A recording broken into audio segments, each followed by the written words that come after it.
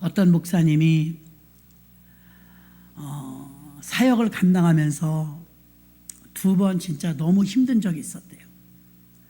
선교센터에서 사명을 감당하는데 본인이 하나님이 감동 주신 대로 자기가 월급을 받지 않을 테니까 하나님이 나를 먹이시고 입히시라고 그렇게 기도하고 선교센터에 들어갔대요. 근데 정말 하나님이 놀랍도록 먹고 입고 살도록 해주시더랍니다. 근데 장남인데 한번 어머니가 갑자기 수술하시게 생긴 거예요. 병원에 입원을 했는데 이분은 하나님이 먹이시고 입히시지만 월급이 없으니까 돈은 없는 거예요. 그래서 병원에 모셔다 드리고 나오는데 돈을 이제 어디서 돌리고 해야 되니까 가로등 밑을 걸어가는데 그렇게 서럽더래요. 하나님, 내가 주를 위해서 산다고는 했지만 하나도 내가 불평 원망이 없는데 인간적인 모습으로 봤을 땐 장남인데 장남 노릇도 못하고 부모님 병원비 하나를 쭉 내주지 못하니까 이게 제가 너무 가슴이 아픕니다. 그래서 막 울면서 가로등을 지나가는데 서울에서 이제 울면서 기도하면서 넋두리 하면서 그렇게 갔는데 어찌 해서 이제 동생들이 이렇게 돈을 해갖고 해서 병원 그 수술비를 냈대요. 그렇게 한번 고비가 있었고 그 다음엔 사역을 한 10여 년 했는데 하나님과 자신과의 관계 속 먹이고 입히시는 건 문제가 없는데 인간관계 갈등이 한번 깊게 왔대요. 살다 보면 그럴 수도 있잖아요. 이거 2번째 고비가 온 거예요. 그래서 이 고비를 어떻게 내가 돌파해야 될까? 자기도 훈련받은 사람인데 잘 이겨야 되잖아요. 갖고 이제 기도원을 갔다 오자. 가서 금식이라도 3일 하고 오자. 내가 이 문제를 수습해야 되겠다 싶어가지고 터덜 기도원을 갔는데 기도원 입구에서 누가 전도지 같은 걸 나눠주더래요. 누가 기도원에 오는 사람은 다 복음이 있는 사람인데 무슨 저런 걸 전도지를 나눠주나 하고 받았는데 전도지는 아니더래요. 그냥 복음 책자, 아주 얇은 책. 기도굴에 턱하니 들어갔는데 처음부터 기도가 되겠어요? 신세 한탄 나오다가 한숨 푹푹 쉬다 아까 그 사람이 준 게 생각이 나갖고 책자를 딱 보니까 얇더래요. 우리 사형리 책 같은 거예요.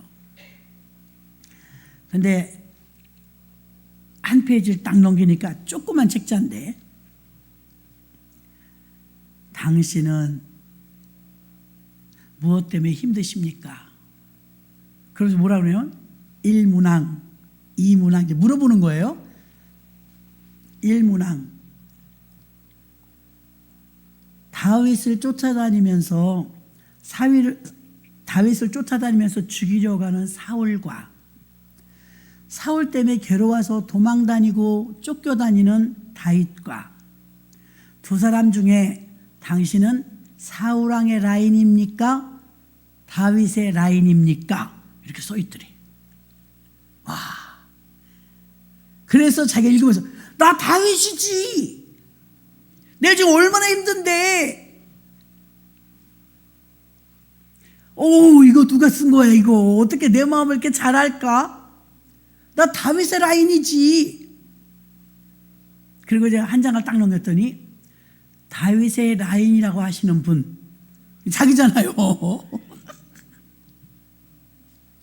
당신은 사울입니다. 충격. 내가 왜 사울이냐고. 내가 다윗인데 내가 그래서 힘들어서 기도를 온 건데 내가 왜 사울이야. 내가 다윗이지. 그 이유가 이제 왜 그러냐면 써 있는 거예요.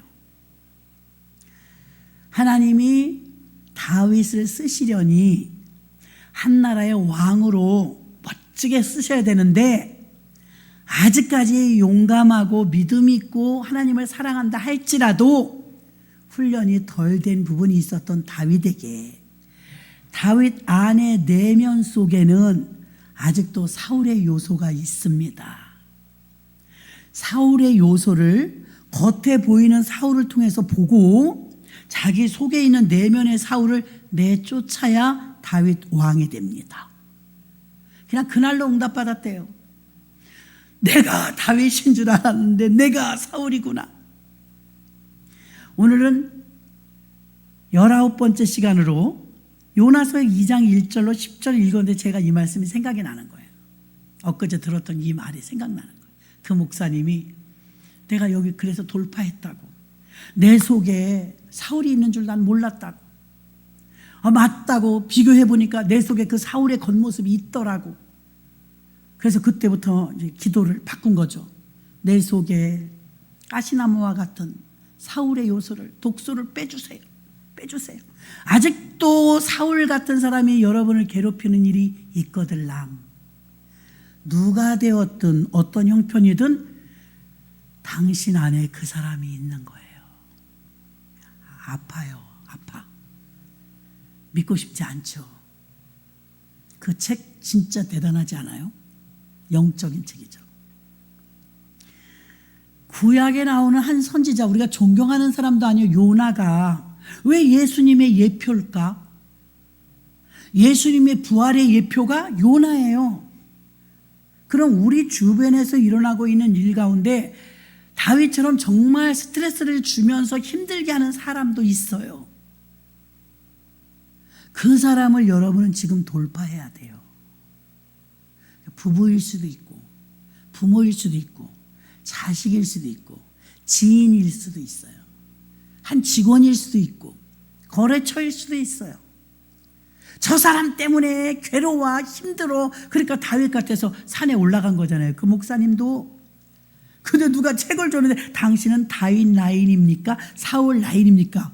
아이고, 이거 나한테 딱 맞는 책이네. 나는 다윗의 라인이지. 다윗의 라인이라고 당신이 선택했다면 당신은 사울입니다. 아이고, 참 듣는데 기가 막히더라고. 자기 안에 있는 사울을 찾기 시작했대요. 어떤 부분이 사울 같은가? 있더랍니다.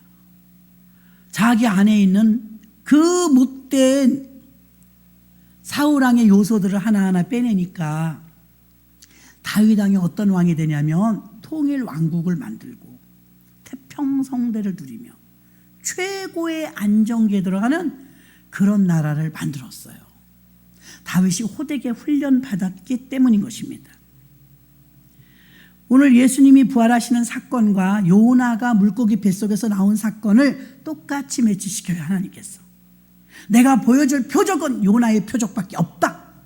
구약의 그 유명하지도 않은 요나를, 불순종의 대명사 같은 요나를.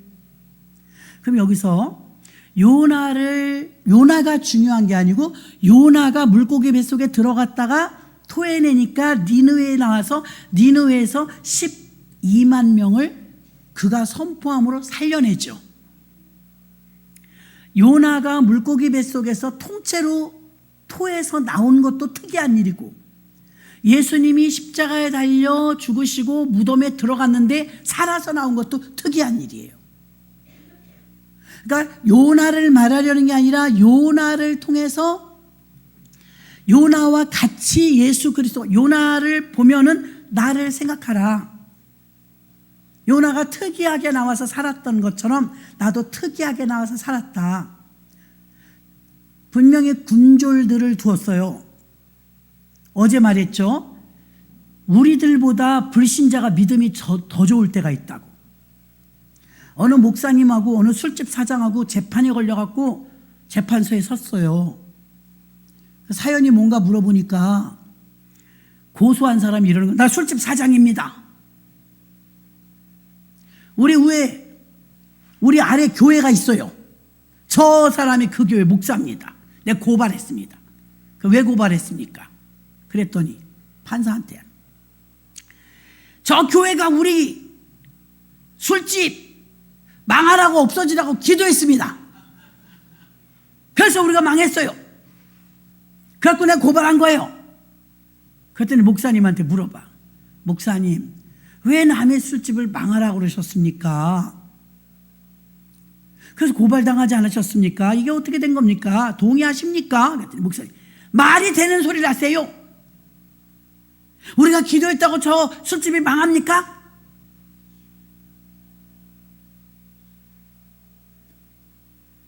아무리 우리가 그래 가서 술집 손님을 다 쫓은 것도 아니고 말이 되는 소리 해야죠. 우리가 기도했다고 쳐요. 그런다고 술집이 망합니까? 판사가 이제 드디어 판결을 합니다. 이 사건은 술집 사장님이 목사님 내가 교회가 기도해서 술집이 망했다고 하는데 목사님은 그럴 리가 없다고 하시니 술집 사장의 믿음이 더 좋다고 판결하고 그러더랍니다. 어제도 말씀을 드렸죠. 마리아는 주님을 그렇게 사랑하는데 예수님이 옆에 있는데도 못 알아봤다고. 그러니까 주님을 사랑하는 것과 부활을 믿는 것과는 별개더라고. 어제 그랬어요. 그 예수님을 잡아놓았던 그 예수 믿지 않는 사람들이 뭐라 그랬어요? 아, 저 사람이 살았을 때 다시 살아난다고 그랬어요. 3일 있다가. 그러니까 군졸들을 붙여서 무덤을 지켜야 됩니다. 그러니까 빌라도가 허락해. 그럴 리는 없지만 그래 하도 요구하니까 군졸들은 가서 무덤을 지켜라 그랬어요. 믿음이 더 좋아 불신자가. 근데 마리아는 그렇게 사랑하는데도 믿지 않아. 제자들도 안 믿었어. 아무도 안 믿었어요. 근데 누가 믿었어요? 불신자들이. 예수 안 믿는 사람들이 군졸을 갖다 붙여라. 군졸을 갖다 붙였는데 밤새 지켰는데 그래도 무덤을 못 지켰죠. 성경은 말합니다. 그들이 기절했다고. 도망갔다고. 군사들은 막 기절해버린 거예요. 군사들을 세웠는데도 부활을 못 막았어요. 여러분, 부활을 누가 막을 수 있어요? 어제도 그렇고 우리가 계속 말씀 속에서 부딪히는 게 뭐냐면 우리가 믿음이 있는 줄 아는데 믿음이 없더라 이거예요. 믿음이 없어. 술집 사장의 믿음이 더 좋아. 목사님보다. 술집 사장의 믿음은 너네가 기도해서 우리가 망했다는 거야. 기도하면 이루어진다는 걸 아는 거예요. 근데 목사님은 그럴 리가 있냐고. 믿음 한 개도 없는 거예요. 그러니 제사장들하고 예수를 믿지 않는 사람들은 저 무덤에서 살아나올지 모르니까 막으라고. 근데 예수님의 제자들하고 여자들은요, 그럴 리가 없다고. 어떻게 살아나냐고. 술집 그 사건하고 똑같지 않습니까? 그럼 이 사건이 우리들에게는 어떻게, 우리는 어쩌냐고. 우리는 어떠냐 이거예요. 주님을 오래 믿었다는 것과 좋은 일이지만 주님을 뜨겁게 사랑한다는 것, 그게 결코 부활을 믿는 건 아니더라고요. 막달라 마리아 보니까. 그렇죠? 그렇게 사랑하는데 주님을 부활했는데 못 알아봤어.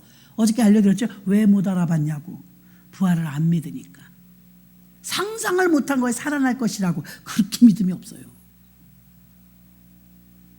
그냥 추상적인 믿음에 우리는 부활을 알 뿐이에요. 알고 있는 거예요, 부활을. 살아나셨다더라. 내 삶에 적용이 안 되는 거예요. 내 삶의 모든 삶의 현장 속에서 여러분이 적용해야 돼요. 적용. 반드시 주님께서 하신다는 믿음을 가져야 될 줄로 믿습니다. 마태복음 12장 40절에 보면 요나가 밤낮 사흘을 큰 물고기 뱃속에 있었던 것 같이 인자도 밤낮 사흘을 땅속에 있으리라. 요나는 예수님의 부활을 설명하기 위한 등장인물인 거예요. 요나의 사건은 예수님이 무덤에서 살아나는 것을 상징적으로 보여주기 위해서 요나의 사건을 이야기하는 거예요. 2절에서도 내가 받는 고난으로 말미암아 여호와께 불러 아뢰쌌더니 주께서 내게 대답하셨고 내가 스올의 뱃속에서 부르짖었더니 주께서 내 음성을 들으셨나이다.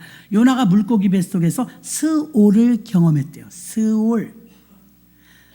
세월호 사건이 있어요. 스올, 세월, 서울. 원어에는 다 똑같아요. 서울.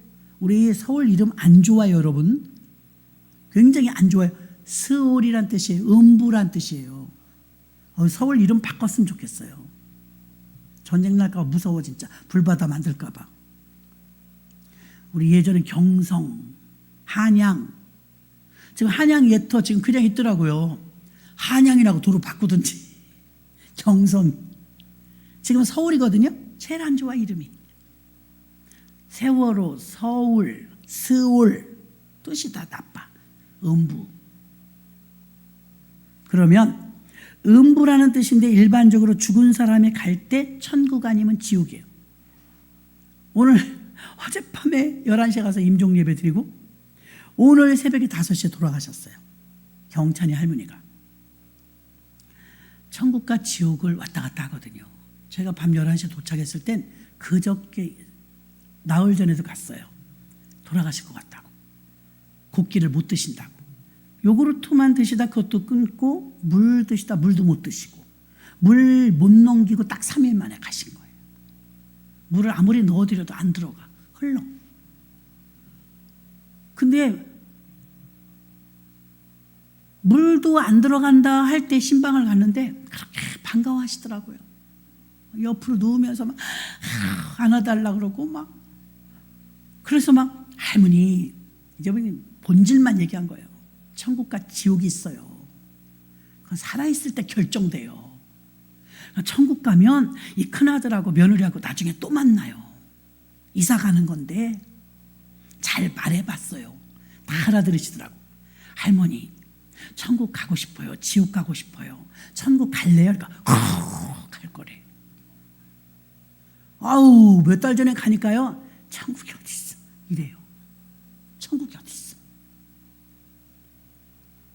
천국이 어딨냐요? 그러더니 자기가 임박한 걸 아나 봐. 나 꼭 가고 싶다. 막 손도 만져달라고 일으켜달라고 그러고 막 그래요. 정신도 말쩡하시더라고요. 그러고 나서 이제 어젯밤엔 달려갔더니 그르륵 하면서 혀가 벌써 감기는 거예요. 아, 오늘 내일 하겠다. 오늘 내리겠다. 얼굴이 빨개요. 전도사님 왜 전기장판을 꼽아놨어요? 그랬더니 감기 걸리셨나 싶어. 아니 돌아가실 건데 감기는 무슨 감기 걸리신 것 같아갖고요. 뜨거워서요. 열나서요. 아우 몸이 너무 뜨거워. 전기장판 꺼요. 그랬지. 그걸 하는데 이분이 제가 보기엔 그래서 너무 힘들어 보이는 거예요. 그러니까. 그래서 막 두꺼비 같은 손을 가지고 그냥 머리 딱 얹었더니 막 열이 펄펄 나는 거예요. 방언기도를 딱 했더니 저는 이제 기도에 집중하느라 못 봤는데 식구들이 그러는 거예요. 입을 막 이러더래요. 입을 막 전혀 못 움직였거든요. 미동도 없었어요. 입을 막 실룩실룩 하면서 뭐라 이렇게 움직이더래요. 뭘 말하고 싶은 거예요. 말도 못해요. 한 닷새 전부터는. 근데 방언기도를 막 하는데요. 제가 놀란 게 뭐냐면 의식도 없고 내가 익숙한 목소리를 좀 들려보라 했어요. 큰아들 와갖고 엄마 좀 불러보라고. 그래도 몰라. 전혀 못 움직여. 까르륵 하고 숨만 간신히. 근데 대부분 이제 예수 안 믿으면 어떻게 되냐면 막 허공을 막 때려요. 여러분이 안 봐서 그래. 좀 그래 모습이. 이러고 싸워요. 있는 힘을 다해서. 근데 이분은 이제 그런 기력도 없어. 먹지 못했으니까요. 그래서 방언기도를 얼굴 빨간데 막 기도했더니요. 사르르르 하더니요. 양쪽 눈에 눈물이 주르륵 흐르는 거예요. 엄마. 너무 좋아하는 거예요. 그래서 눈물을 닦아드리면서 찬송하고 그랬더니 박 목사님 그러는 거예요. 너무 안정됐어요. 이제 안정됐어요. 얼마나 환자를 깨끗이 닦으시는지 그냥 그렇게 깨끗하시더라고. 발끝까지. 그랬더니 목사님 발이 차요. 굳는 거야 이제. 발이 차요.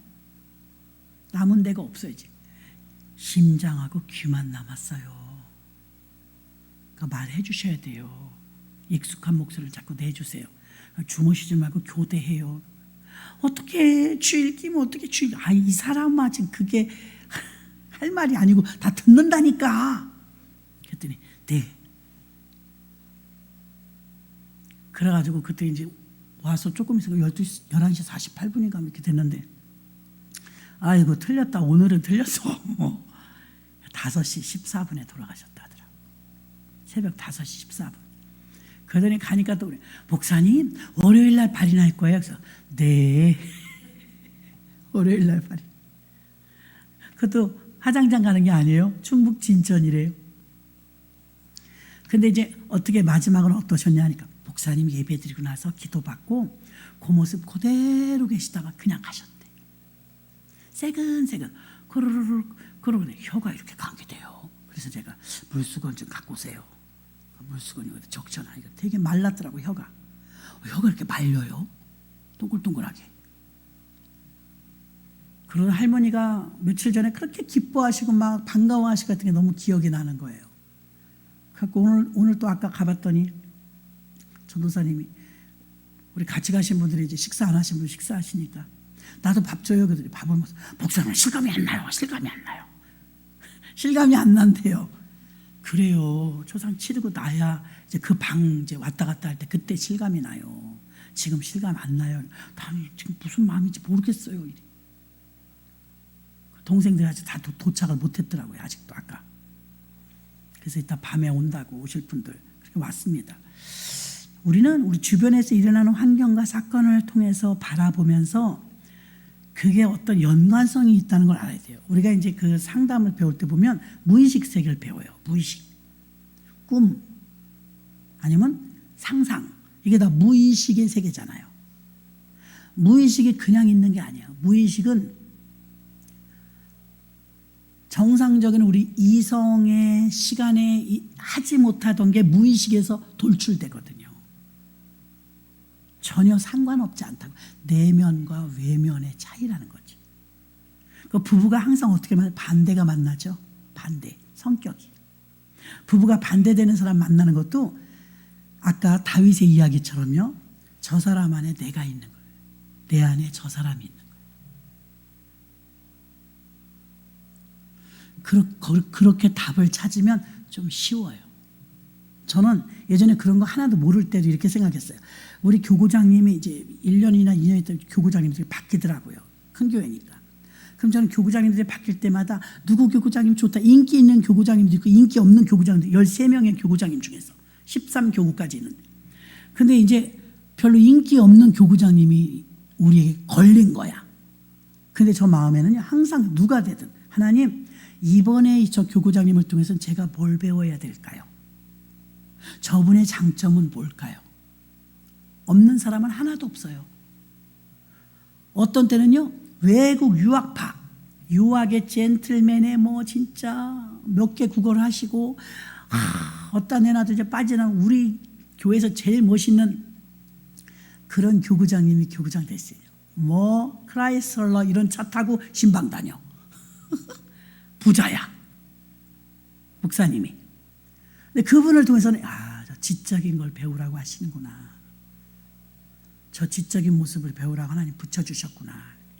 마지막 제가 이제 교구장 모신 분은 비주류야. 별로 안 좋아하시는 목사님. 할머니 목사님 뚱뚱하시고. 근데 거기 비밀이 있었어.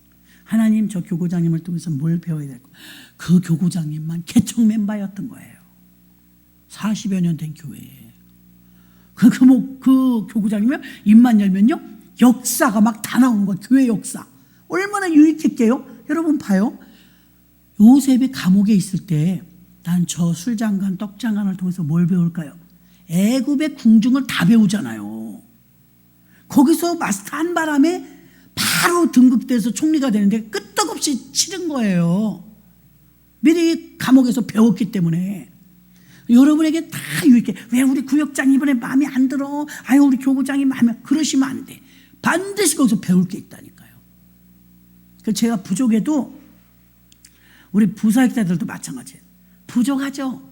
부족해도 분명히 자기들에게 없는 게 저한테 있는 게 있어요. 그래서 붙여놓는 거예요. 아멘이십니까?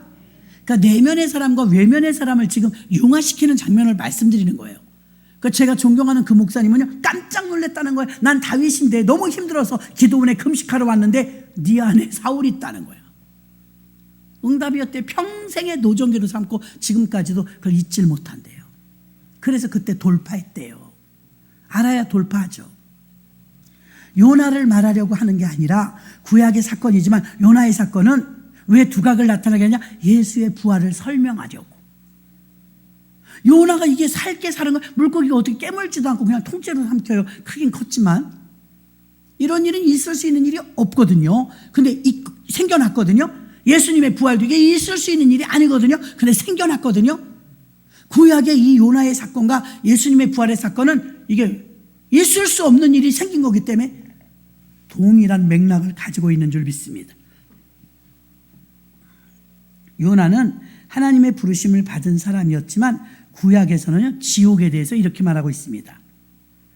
지옥은 음부 스올이라고 하는데 천국은 반대로 파라다이스 낙원이라고 하죠. 낙원. 근데 지옥의 음부에 가면 음부에 들어간 자는 산자들의 땅에 되돌아올 수 없고, 아까도 초상집 가서 말씀드린 한 번 죽고 사는 건 정한 이치다 전했어요.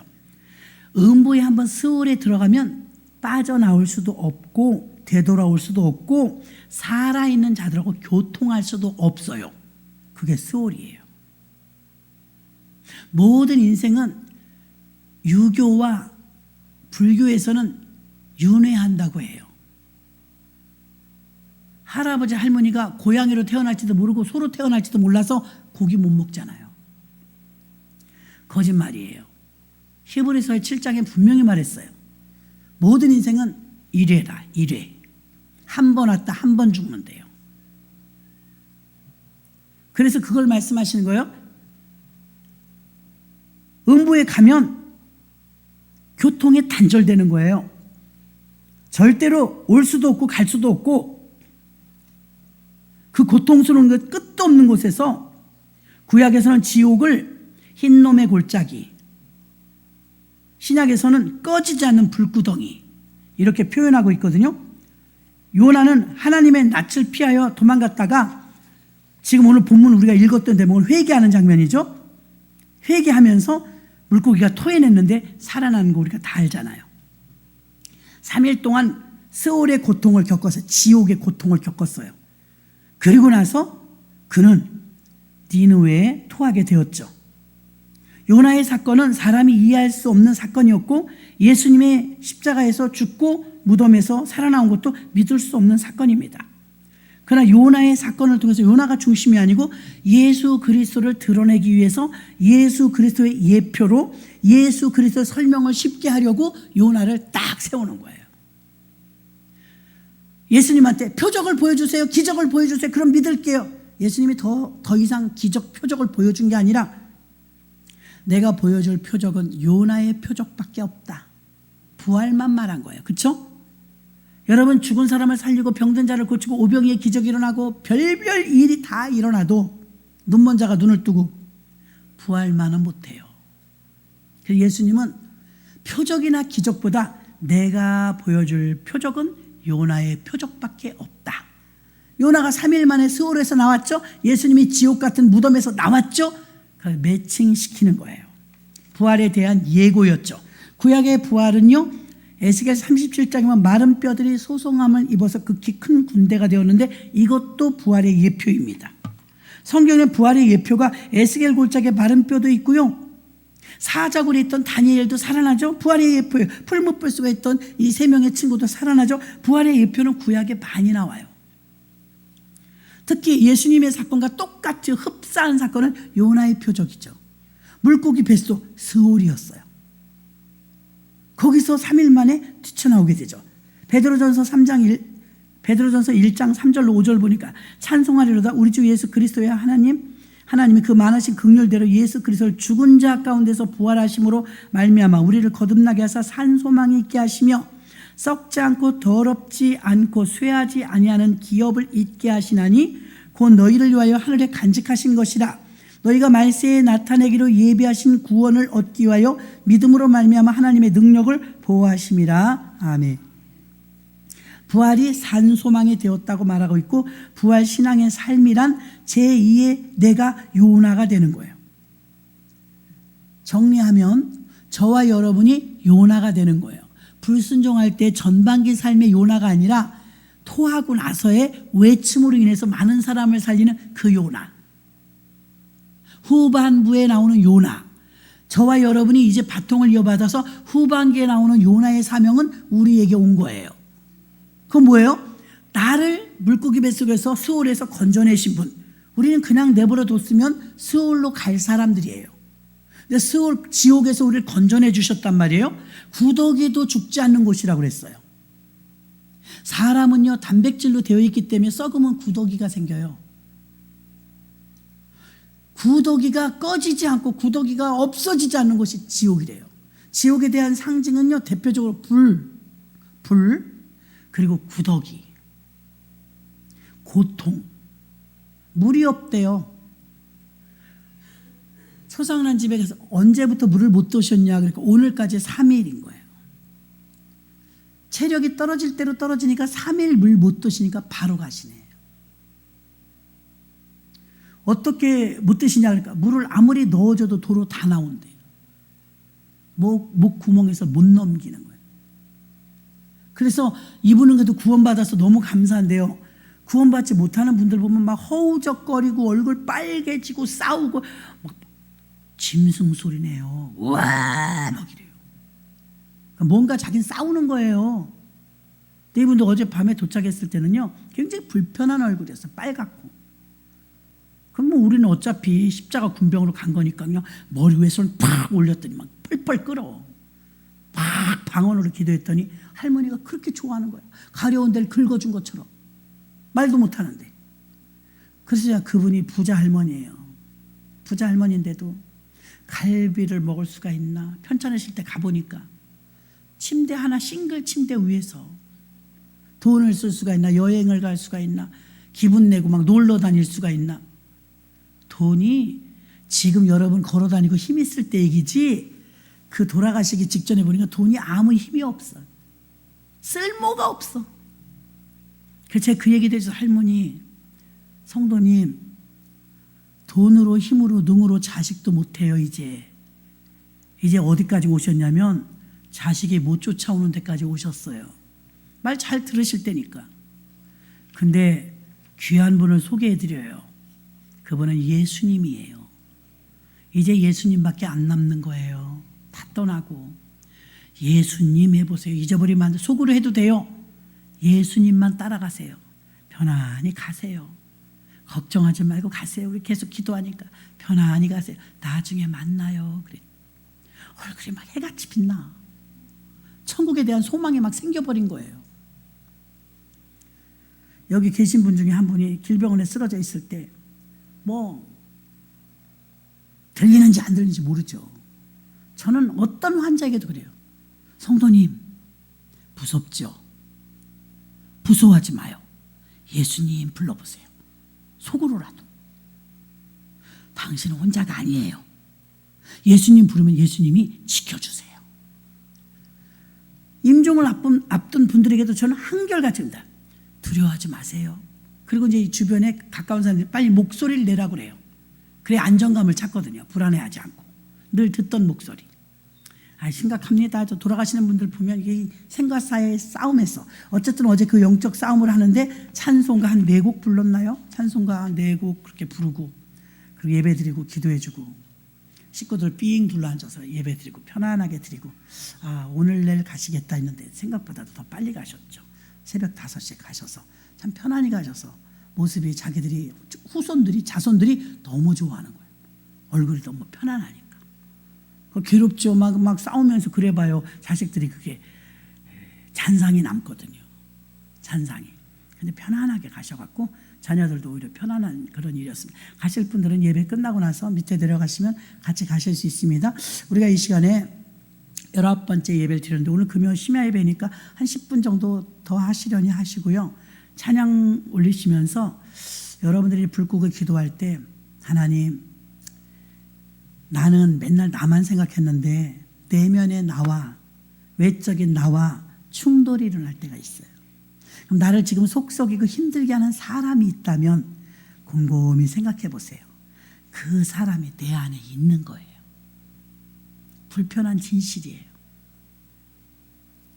그래서 여러분들이 내면의 사람과 외면의 사람, 그 내면 안에 사울이 있으면 내면 안에 사울과 싸워야 돼요. 그 사울을 내쫓아야 돼요. 사경을 헤매는 이 할머니가 돈을 더 달라고 기도하겠어요? 장수하게 해달라고 기도하겠어요? 그때는 안정, 평안만 오면 되는 거거든요. 정말 안타깝더라고요. 이게 남의 얘기가 우리도 다 겪을 일이거든요. 모든 인생이 스올의 인생이었어요. 그런데 우리를 스올에서 건져주신 분이 예수님이에요. 그러므로 내면의 사람과 외면의 사람이 우리 내면에 정말 원치 않는 사울함과 같은 그런 세력이 있다면, 또 나를 지금 괴롭히고 힘든 일이 있다면 그걸 지금 비추어 보세요. 그럼 그 목사님에게만 돌파가 되는 사건이 아니라 내게도 돌파가 되는 사건이 되는 거예요. 그만큼 내 그릇은 커지는 거죠. 우리 찬송하고 주여 삼창하고 통성으로 기도하겠습니다.